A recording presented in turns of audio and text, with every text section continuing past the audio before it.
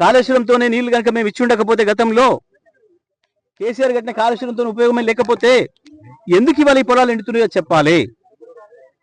పచ్చి అబద్ధాలు చెప్పి ప్రజల్ని మోసం చేసి కాళేశ్వరం లేనే లేదని చెప్పి దాంట్లో ఇసుక అమ్మదొబ్బడం మొదలుపెట్టి కోట్ల వందల వేల కోట్ల రూపాయలు సంపాదించుకోవడం జేబులేసుకోవడం మొదలుపెట్టి ఈ రైతాంగాన్ని వేలాది లక్షలాది రైతాంగాన్ని చావగొడుతున్నారు మొత్తము. ఇది మీరు ఎవరిని చూసినా ఎవరి నోట్ ఇట్లా మీరు నోట్ ముందు మీరు ఇది పెట్టినా ఎట్లా మాట్లాడుతున్నారో చూస్తున్నారు. రైతులు ఏ రకంగా పోటీపడి ముందుకు వస్తున్నారో చూస్తున్నారు. నేను మాట్లాడదా అంటే నేను మాట్లాడతా అని. రేవంత్ రెడ్డి బట్టలు ఇప్పుతావు, బట్టలు ఇప్పు తీసుకొడతావా?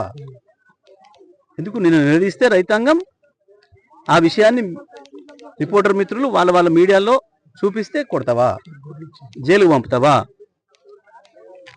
మాట్లాడిన వాళ్ళని బట్టలు వేసి కొడతావు, అవి చూపించిన వాళ్ళని బట్టలు వేసి కొడతావా? ఇప్పుడు నీకు రిపోర్టర్లు అంటే భయం వేస్తుందా? ఇప్పుడు రిపోర్టర్లు నీకు సైతాన్లా కనబడుతున్నారా? ఇప్పుడు నీకు తల్లి బిడ్డలు గుర్తొస్తున్నారా? 5 ఏళ్లుగా నువ్వు మాట్లాడిన భాష, నువ్వు ఏ నియోజకవర్గానికి పోయినా అక్కడ ఉన్న స్థానిక మంత్రుల గురించి, శాసనసభ్యుల గురించి నువ్వు మాట్లాడిన భాష, నువ్వు మాట్లాడిన పదాలు, కేసీఆర్ కుటుంబం గురించి నువ్వు మాట్లాడిన పదాలు, కేసీఆర్ కుటుంబం కొడుకు కూతురు రాజకీయాలు ఉన్నారు కాబట్టి మాట్లాడినంటే సరిపోతుందేమో. కేసీఆర్ మనవళ్ళు మనవరాల గురించి కూడా నువ్వు మాట్లాడిన భాష, నీ యూట్యూబ్ ఛానళ్ళు, నువ్వు పెట్టి స్పాన్సర్ చేసిన యూట్యూబ్ ఛానళ్ళు మాట్లాడిన భాష గుర్తొస్తుందా రేవంత్? అందుకే ఇప్పటికైనా తెలుసుకున్న వాస్తవం ఏందో, విమర్శలు వస్తాయనే విషయం పబ్లిక్లో నిలబడ్డ తర్వాత తప్పకుండా ప్రజల నుంచి ప్రశ్నలు వస్తాయన్న విషయం మొదటిసారి తెలుసుకున్నావు. కానీ బుద్ధిగా ఉండు, సంస్కారంగా మాట్లాడడం నేర్చుకో. నీకు ప్రజల్ని బట్టలిప్పి కొట్టే హక్కు లేదు, కానీ ప్రజలకు ఉంది. నీ బట్టలు చింపేటట్టు కొట్టే హక్కు ప్రజలకు ఉంది. ఎందుకంటే నువ్వు బాకీ పడ్డావు ప్రజలకు. నువ్వు రాసిచ్చినావు, నువ్వు 420 హామీలను 6 గ్యారెంటీలను నువ్వు రాసిచ్చినావు స్వయంగా. బాకీ పడ్డోన్ని బట్టలు తీసుకొట్టే హక్కు ప్రజలకు మాత్రమే ఉంటుంది, బాకీ పడ్డవాడికి ఉండదు. అది గుర్తుపెట్టుకో మిస్టర్. మహిళలు నిలదీస్తున్నారు, వాళ్ళని బాధ పెడుతుంది. ఆ ఎండిపోయిన పొలాలు వాళ్ళని బాధ పెడుతున్నాయి.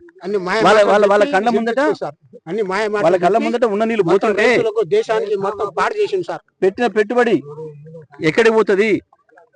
ఎట్లా తీర్చాలి? రేపు తెచ్చినప్పుడు ఎట్లా తీర్చాలి? నువ్వు చేసిన మోసం వల్ల వచ్చే రైతు బంధు రాకుండా ఆపేసిన దానివల్ల నువ్వు రుణమాఫీ చేస్తా వెంటనే పోయి తెచ్చుకోండి 2 లక్షలు నువ్వు చెప్పి నమ్మించి అప్పు తెచ్చుకుంటట్టు చేసి అప్పుల పాలు చేసి చేసిన అప్పు తీర్చకుండా, రైతు రుణమాఫీ రైతు బంధు ఇవ్వకుండా, బోనస్ ఇస్తా అని చెప్పి ఒక బోగస్ మాట చెప్పి సన్నాలు వేసుకోమని చెప్పి అత్యంత ఖర్చు ఇబ్బందితో కూడుకున్నది అయినప్పటికీ నువ్వు ఇస్తానన్న బోనస్ ఆశపడి సన్నాలు పండించుకోవడానికి పొలాలు పెడితే ఈ పొలాలన్నీ సన్నవడ్ల పొలాలు, ఎండిపోయిన పొలాలన్నీ కూడా. ఎవడి దుర్మార్గం ఇది? నీది కాకపోతే నువ్వు తప్పు చేసి ప్రశ్నిస్తే నేను కొడతా, బట్టలు కూడా తీస్తా. నా ఇంట్లో బాధపడుతున్నారు, ఇంట్లో బాధపడుతుంటే పబ్లిక్లో రాకు, రాజీనామా చేసిపో, ఇంట్లో వండుకో. పబ్లిక్లో నిలబడి కాగితాలు ఇచ్చి రాసిచ్చి హామీలు ఇచ్చి మోసం చేసి ఇలా నన్ను తిడుతున్నారు. మెచ్చుకునే పని చేస్తే మెచ్చుకుందరు. ఎందుకు ఇవాళ కేసీఆర్ని గుర్తు చేసుకుంటున్నారు మళ్ళీ ప్రజలు?